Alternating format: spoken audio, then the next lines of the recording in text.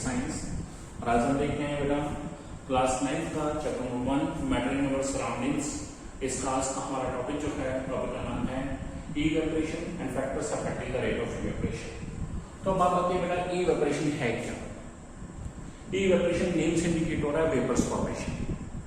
सो vapour formation तो आपने volume और वेपराइजेशन में पढ़ा था पिछले टॉपिक में। तो इवेपोरेशन है क्या? The conversion of any liquid into its vapours at a temperature below its boiling point. कि कोई लिक्विड है, यदि हम उसे बॉइल करके उसे हीट करके वेपर में बदल रहे हैं, then this process is called boiling और वेपराइजेशन। अब हम कह रहे हैं उसे हीट नहीं कर रहे and below its boiling point वो अपने आप से ही वेपर में कन्वर्ट हो जाए, यानी कि कोई लिक्विड अपने आप से वेपर में कन्वर्ट हो जाए below its boiling point, then this conversion is known as evaporation. इसे क्या बोलते हैं? Evaporation. It is a surface phenomena, यानी कि यहाँ क्या है, सरफेस के मॉलिक्यूल, कोई भी लिक्विड है उसके जो सरफेस मॉलिक्यूल्स हैं, जैसे ये है हमारे पास, this is the arrangement of liquid and these are the molecule जो यहाँ दीवारों के साथ हैं, यानी कि ये साइड वाले हैं। These are the molecules present on the surface. तो यानी कि ये सरफेस मॉलिक्यूल से रिलेटेड फिनोमेना है। So it is a surface phenomena. अब हमारे पास एक क्वेश्चन आता है, यानी कि इंटीरियर मॉलिक्यूल से रिलेटेड नहीं है, ये सरफेस मॉलिक्यूल से रिलेटेड है। जबकि बॉइलिंग क्या है, this is a bulk phenomena. Boiling interior और सरफेस दोनों से रिलेटेड है, जबकि इवेपोरेशन सिर्फ सरफेस के मॉलिक्यूल से रिलेटेड है। अब एक क्वेश्चन आता है, व्हाई इवेपोरेशन कॉजेस कूलिंग, कि जब भी कहीं इवेपोरेशन होगा तो उसके केस में कूलिंग ही क्यों प्रोड्यूस होती है, यानी ठंडक क्यों पैदा होती है इवेपोरेशन के बाद? बड़ा सिंपल सा केस है। We know evaporation is a surface phenomena, और आपने पीछे पढ़ा भी है, all the molecules have some kinetic energy because all the liquid molecules have tendency to move. उनके अंदर मूवमेंट की टेंडेंसी है, फ्लूइडिटी फैक्टर है, it means they have kinetic energy. So in the case of evaporation some of the surface molecules, जो surface molecule हैं, having higher kinetic energy will leave out, बाहर चले जाएंगे in the form of vapors, so that average kinetic energy of the rest of the molecule will decrease. Point ध्यान से समझेगा। In the case of evaporation some of the surface molecules having higher kinetic energy will come out, बाहर चले जाएंगे, या will escape in the form of vapours, vapours के रूप में बाहर चले जाएंगे। एज ए रिजल्ट उसकी वजह से क्या होगा, average kinetic energy of the rest of the molecules will decrease. Example से बताता हूं बेटा, जैसे आपकी क्लास है, सपोज करो आपकी क्लास के अंदर एक टेस्ट हुआ और उस टेस्ट में आपकी क्लास के 40 स्टूडेंट्स हैं और 40 स्टूडेंट्स की एवरेज जो है नियर अबाउट ये लेके चले 20 मार्क्स के टेस्ट में से 15 की एवरेज आ रही है। अब हमने क्या करा, आपकी क्लास में टोटल 40 स्टूडेंट्स है, 15 की एवरेज आ रही है, तो यानी कि 40 into 15 टोटल मार्क्स कितने हुए? 600 आपकी पूरी क्लास के। अब हमने क्या किया, आपकी क्लास में से कोई 4 या 5 बच्चे ऐसे जिनके मार्क्स बहुत ज्यादा थे टेस्ट के अंदर, 25 मार्क्स के टेस्ट में या 20 मार्क्स के टेस्ट के अंदर जिनके 18, 19 ऐसे थे, हमने उन मॉलिक्यूल्स को क्लास से बाहर निकाल दिया, उन बच्चों को क्लास से बाहर निकाल दिया, और बाकी जो बचे हैं 5 स्टूडेंट्स बाहर निकालना, जो 35 स्टूडेंट्स हैं हमने उनकी एवरेज निकाली। जब हमने 5 स्टूडेंट्स अच्छे मार्क्स वाले, बढ़िया मार्क्स वाले बाहर निकाल दिए और बाकी स्टूडेंट्स की एवरेज निकाली, तो 35 के अकॉर्डिंग निकालेंगे, then average value will decrease. So वो क्या है, एवरेज काइनेटिक एनर्जी। तो वही सेम केस है, यहां पर हमने क्या करा है इवेपोरेशन के प्रोसेस में, some of the surface molecule having higher kinetic energy, जिनकी काइनेटिक हाई थी, they escape out in the form of vapours, वो वेपर्स के रूप में उस लिक्विड से बाहर चले गए। As a result average kinetic energy of the rest of the molecule decrease. उसके वजह से क्या हुआ, जो बाकी बचे हुए मॉलिक्यूल थे उनकी एवरेज एनर्जी कम होगी, यानी डिक्रीज होगी। And we know average kinetic energy is directly proportional to temperature, और एवरेज काइनेटिक एनर्जी क्या है, टेम्परेचर की क्या है, डायरेक्टली। यानी कि एवरेज काइनेटिक एनर्जी डिक्रीज होगी तो टेम्परेचर भी क्या होगा, डिक्रीज, और टेम्परेचर डिक्रीज होगा then we will feel coldness, we will feel coldness, and that's why evaporation causes cooling. तो अब इसका आंसर कैसे करेंगे, in case of evaporation some of the molecules present on the surface having higher kinetic energy will leave out, will escape out in the form of vapors. As a result, average kinetic energy of the rest of the molecule will decrease, and we know average kinetic energy is directly proportional to temperature, so therefore temperature will also decrease, and that's why evaporation causes cooling. ये है इसका concept, evaporation causes cooling. अब हमारे पास next topic है factors affecting the rate of evaporation. कौन से ऐसे factor हैं? रेट का मतलब मैंने आपको बताया था रेट ऑफ डिफ्यूजन की डिफ्यूजन की स्पीड, रेट ऑफ इवेपोरेशन की इवेपोरेशन की स्पीड। कौन से ऐसे फैक्टर हैं जिन पर इवेपोरेशन की रेट यानी कि इवेपोरेशन की स्पीड डिपेंड कर रही है कि इवेपोरेशन होगा या नहीं होगा, कम होगा या ज्यादा होगा। फर्स्ट है expose surface area. Expose surface area क्या है? किसी भी लिक्विड का कितना सरफेस एरिया एक्सपोज है, कितना सरफेस एरिया आउटर की तरफ है जो दिखाई दे रहा है। ठीक है, clear? So greater then rate of evaporation is directly proportional to expose surface area. याद रखिएगा कि इवेपोरेशन की जो स्पीड है एक्सपोज सरफेस एरिया की डायरेक्टली प्रोपोर्शनल है। और मैंने बोला है डायरेक्टली का मतलब क्या है? जो चीज इसमें चेंज होगा वही उसमें चेंज होगा। यानी कि if we increase the expose surface area, यदि हम surface area expose surface area को इंक्रीज करते हैं then rate of evaporation will also increase. इसी वजह से आपके घरों के अंदर आपने देखा होगा आपके फिनिश कपड़े धोने के बाद जब कपड़े सुखाते हैं तो उसे फैलाकर सुखाते हैं। क्यों उसको फैलाकर सुखाते हैं? ताकि एक्सपोज सरफेस एरिया इंक्रीज हो जाए, क्योंकि उसके अंदर वाटर है, कपड़ों के अंदर पानी है, तो उसको एक्सपोज सरफेस एरिया बढ़ जाएगा तो उसकी इवेपोरेशन की स्पीड बढ़ जाएगी और वो जल्दी सूख जाएंगे। और यदि उसे इकट्ठा कर देंगे तो एक्सपोज सरफेस एरिया कम तो रेट ऑफ इवेपोरेशन कम हो जाएगा, यानी कि उसे सूखने में बहुत टाइम लगेगा। सेकंड है टेम्परेचर। अब रेट ऑफ इवेपोरेशन और टेम्परेचर में क्या रिलेशन है? Rate of evaporation is directly proportional to temperature. Temperature के क्या है? डायरेक्टली है, यानी कि if we increase the temperature, यदि हम टेम्परेचर को इंक्रीज करेंगे then rate of evaporation will also increase, यानी कि इवेपोरेशन की स्पीड बढ़ जाएगी। इसी वजह से समर्स और विंटर्स इन दोनों के अंदर यदि हम बात करके चले, कपड़े जो है समर्स के अंदर जल्दी सूखते हैं, विंटर के अंदर बड़ी देरी से सूखते हैं। रीजन क्या है? Summers in summer there is high temperature and in winter there is low temperature. Third one is humidity. Humidity होता क्या है बेटा हमारे पास? It is the water vapours present in the atmosphere. Amount of water vapours present in the atmosphere कि atmosphere के अंदर कितने वाटर वेपर अवेलेबल हैं, तो उन वाटर वेपर्स के ऊपर डिपेंड करता है rate of evaporation. Rate of evaporation is inversely proportional to humidity. मैंने एक बताया था डायरेक्टली प्रोपोर्शन, एक होता है inversely. Directly means similar change, similar change means एक जैसा change, increase increase decrease decrease. Inversely proportional means opposite change. It means if you increase the humidity then rate of evaporation will decrease.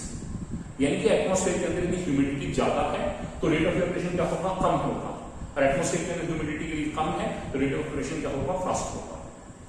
आप जानते हैं बेटा हमारे पास जुलाई या अगस्त के month में इंडिया के अंदर बारिश ज्यादा होती है, हमारे नॉर्थ इंडिया के अंदर सबसे ज्यादा बारिश होती है, तो उन दिनों में बारिश ज्यादा होती है तो ह्यूमिडिटी ज्यादा होगी, और ह्यूमिडिटी ज्यादा होगी तो यदि हम उन दिनों में कपड़े यदि धो के सुखाने की बात करते हैं तो उसमें टाइम ज्यादा लगता है, क्योंकि ह्यूमिडिटी ज्यादा है तो रेट ऑफ इवेपोरेशन क्या हो जाएगा? कम, इसीलिए हमारे पास इवेपोरेशन की स्पीड कम हो जाएगी।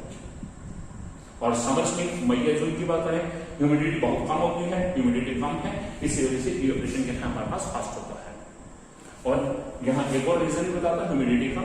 हम जानते हैं जुलाई अगस्त मंथ के अंदर जिन दिनों में बारिश ज्यादा होती है उन दिनों में ह्यूमिडिटी ज्यादा है, उन दिनों में हमारा पसीना भी जो हमारा स्वेट है वो उसके इवेपोरेशन में भी टाइम लगता है। Next one is the wind speed. Rate of evaporation is directly proportional to the wind speed. It means if wind is flowing with the high speed then rate of evaporation will be the fast. यदि हवा तेज चल रही है तो कपड़े जल्दी सूखते हैं। क्लियर ये चीज? Some example of evaporation. अभी इवेपोरेशन के कुछ एग्जांपल्स हैं, कैसे होता है इवेपोरेशन और कुछ एग्जांपल क्या हैं। First example, whenever we put acetone on the palm of our hand our hand gets colder. आप कभी भी एसीटोन या नेल पॉलिश रिमूवर अपने हाथ के ऊपर डाल के देखिएगा, जब आप अपनी हथेली पर डालते हैं थोड़ी देर के बाद वो अपने आप से इवेपोरेट हो जाएगा और हमारी हथेली पर ठंडक महसूस होगी। ऐसा क्यों है? Whenever we put acetone on the palm of our hand, then acetone gets vaporized. Acetone जो है वो वेपराइज हुआ, बट वेपराइज कैसे हुआ? By taking heat from our hand. उसने क्या करा? एसीटोन जो है वेपर में कन्वर्ट हुआ, लेकिन उसने उस समय हीट कहां से ली है? हमारे हैंड से हीट ली है, यानी कि हैंड से हीट ली है, यानी कि हैंड के अंदर टेम्परेचर क्या हो जाएगा? डाउन हो जाएगा, and we will feel coldness on our hand. तो हमें हैंड के ऊपर क्या है? ठंडक महसूस होगी। Second example, weighing of cotton clothes in summer. हम जानते हैं कि हमारे इंडिया के अंदर समर्स के टाइम में लोग कॉटन क्लॉथ्स को प्रेफर करते हैं, और विंटर के टाइम के अंदर हमारे पास क्या है? Woollen clothes prefer. तो समर में कॉटन क्लॉथ्स क्यों डालते हैं? Why we should wear cotton clothes in the summer? Reason क्या है? Because cotton जो है, this is a good absorber of sweat. You are a good absorber of water. Cotton क्या है, स्वेट का या वाटर का क्या है, अब्जॉर्बर है। तो जब हमें पसीना आएगा, whenever the sweat come out from our body, then cotton will absorb this sweat, उस स्वेट को अब्जॉर्ब कर लेगा, और अब्जॉर्ब करने के बाद क्या होगा, and it exposes it to the air, उसे एयर में एक्सपोज करेगा, यानी कि उस पसीने को बाहर की तरफ लेगा।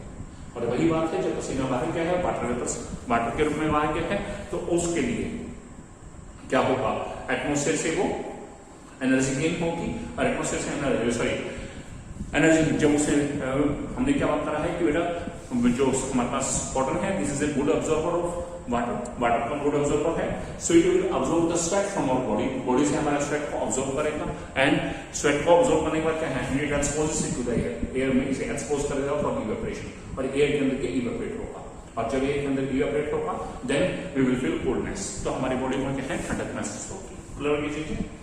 Next, sprinkling of water on ground during summer. हम देखते हैं बेटा हमारे इंडिया के अंदर या हमारे नॉर्थ इंडिया के अंदर कई बार कुछ विलेजेस के अंदर तो खास करके होता है कि शहरों के अंदर भी होता है कि हम समर्स के टाइम में छत के ऊपर या हमारे बाहर बरामदे में या कहीं घर के बाहर पानी का छिड़काव करते हैं। Why sprinkle water on ground during summer, कि समर टाइम के अंदर हम स्प्रिंकलिंग क्यों करते हैं, वाटर का छिड़काव क्यों करते हैं। जब हम वाटर का छिड़काव करते हैं तो उस समय में हो गया क्या, often the people sprinkle water on the ground में वाटर स्प्रिंकल क्यों करते हैं, this water takes heat from the ground and surrounding, जो पानी हमने वहां पर छिड़का तो वो पानी क्या करेगा, it will take heat, कहां से लेगा, from the ground से लेगा, और from the surrounding, और जब ग्राउंड और सराउंडिंग्स वहां से हीट ऑब्जॉर्व होगी, हीट ऑब्जॉर्व होकर वो वेपराइज होगा, वाटर वेपराइज होगा, then this makes the place cold, और इससे क्या होगा, वो प्लेस ठंडा हो जाएगा, यानी कि वो एरिया क्या है, ठंडा हो जाएगा, इस वजह से हमें वहां पर ठंडक महसूस होगी। This is all about evaporation and factors affecting the rate of evaporation.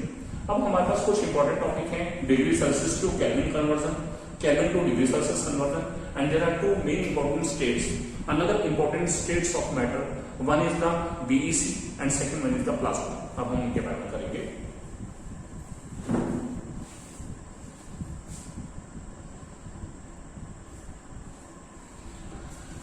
अब हम कर रहे हैं कुछ important topics. One is temperature conversion. आप देख रहे हैं बेटा हमारे पास टेम्परेचर के दो यूनिट्स हैं, one is degree Celsius, second is kelvin. तो डिग्री सेल्सियस को केल्विन में कैसे कन्वर्ट करना है और केल्विन की वैल्यू को डिग्री सेल्सियस में कैसे कन्वर्ट करना है। तो याद रखिएगा जब भी हमें degree Celsius to Kelvin, if you have to convert degree Celsius into Kelvin, then always add 273 in the given value. Given value में 273 ऐड कर देंगे। जैसे 25 डिग्री सेल्सियस से हमें केल्विन करना है, तो जो सेल्सियस और गिवन वैल्यू है उसमें 273 ऐड, तो 25 प्लस 273 आंसर क्या आएगा, 298 kelvin. And whenever we have to convert Kelvin into degree Celsius, then ध्यान रखिएगा always subtract 273 from the given value। यहाँ पर 273 subtract करना है given value में से। तो जैसे हमें आंसर आ गया, सोच करो क्वेश्चन क्या है, convert 373 Kelvin into degree Celsius। तो ये केल्विन वैल्यू है, इसमें से 273 माइनस, तो 373 माइनस 273 आंसर क्या आएगा, 100 डिग्री सेल्सियस। क्लियर। अब हमारे पास क्या है, some important states of matter. इस चैप्टर में हमने बेटा स्टार्टिंग में पढ़ा कि मैटर जो है it generally exist in the three states. One is the solid state, second is the liquid, third is gas. But there are three more states of matter. First one is plasma. अब plasma होता क्या है हमारे पास, it is an ionised gas. Ionised gas में यानी कि gas को हमने आयोनाइज किया, यानी कि गैस के अंदर से इलेक्ट्रॉन्स को बाहर निकाला है, उसे आयनीकृत किया है। ठीक है, अब ये कैसे बनता है, what is plasma. Whenever a gas is super heated to a point, हमें गैस को बहुत ज्यादा हीट करना है, whenever gas is super heated to a point, then some of the electrons will come break away from the nucleus। Nucleus में से कुछ electron बाहर निकल जाएंगे and they will join other nucleus। ध्यान से समझिएगा, whenever a gas is super heated to a point, हमने गैस को सुपर हीट किया, बहुत ज्यादा हीट किया एक पर्टिकुलर पॉइंट तक, then some of the electrons will break away from a nucleus। हम जानते हैं न्यूक्लियस क्या है, इलेक्ट्रॉन को अपनी तरफ खींचता है, क्योंकि न्यूक्लियस से पॉजिटिव चार्ज है, इलेक्ट्रॉन पे negative charge. Then some of the electrons will break away from the nucleus, nucleus से बाहर निकल जाएंगे, and they will join other nucleus, और न्यूक्लियस अदर न्यूक्लियस को ज्वाइन कर लेंगे। Then this state is called plasma। उस स्टेट को हम क्या बोलते हैं, प्लाज्मा। एग्जांपल क्या है, stars and fire. Stars and fire जो हैं they are made up of plasma। Clear. Next is BEC। BEC क्या है, BEC क्या है, दिस अनदर नेम क्या है, दिस इज बोस-आइंस्टीन कंडेंसेट। क्या है इसका नाम, बोस-आइंस्टीन कंडेंसेट। अब ये है क्या, ये स्टेज क्या है, it is formed by cooling A gas off extremely low density. हमारे पास एक गैस है जिसकी डेंसिटी बहुत ही ज्यादा कम है। कितनी कम? 100 to 1000th of the density of air. यानी एयर की जो डेंसिटी है उसका 100 टाइम्स डिवाइड कर दें या 1000 टाइम्स डिवाइड कर दें टू सुपर लो टेम्परेचर। हमने क्या करा, कोई एक गैस थी, उस गैस, कौन सी गैस लेनी जिसकी डेंसिटी पहले ही बहुत ज्यादा लो है, near about 100 to 1000th of the density of normal air, and whenever that gas is cooled to the super low temperature, बहुत ही कम टेम्परेचर पे कूल करते हैं, then this is formed, this is the Bose-Einstein condensate। Clear? Next third stage, जो third state of matter ये हमारे पास extra में है। हमारे पास सिलेबस में ये दो हैं, ये एक्स्ट्रा बता रहे हैं। This state is known as the beam state. Beam में है क्या हमारे पास? अब तक हमने पढ़ा solid, liquid, gas and this is the plasma. जब हम इन तीनों की इन चार स्टेट्स की बात करते हैं और हम इनके पार्टिकल्स की मूवमेंट देखते हैं, then beam state is different from solid, liquid, gas and plasma state. In case of solid, liquid, gas and plasma state, the molecules move randomly in all the directions। जो उनके particles हैं, उनके constant particle हैं, उनके molecules हैं, वो सभी direction में रैंडमली मूव कर रहे हैं। बट इन बीम स्टेट में क्या है? The particles move harmoniously in one direction only. यहाँ पर क्या है, पार्टिकल्स जो है मूव करेंगे but they will move harmoniously, बिल्कुल सिमेट्री से, बिल्कुल टाइम गैप के साथ मूव करेंगे and they will move only in one direction and this is all about beam. Clear? ये था बेटा हमारा इस चैप्टर का लास्ट वीडियो और उम्मीद करता हूं आपको ये chapter 1 matter in our surrounding बहुत अच्छे से क्लियर हो गया होगा। यदि आपको मेरा वीडियो अच्छा लगा है तो इस मेरे वीडियो को लाइक कीजिएगा, कमेंट कीजिएगा, शेयर कीजिएगा और मेरे channel ultimate science by Satish Kalla इसे सब्सक्राइब कीजिएगा ताकि आप अपना मेरे द्वारा जितने भी नए वीडियोस बनाए जाएं आप उनको आसानी से अपडेट कर सकें। मिलते हैं नेक्स्ट वीडियो में नेक्स्ट चैप्टर के साथ, chapter 2 is matter around us pure. Clear? तब तक के लिए bye, thanks and best wishes.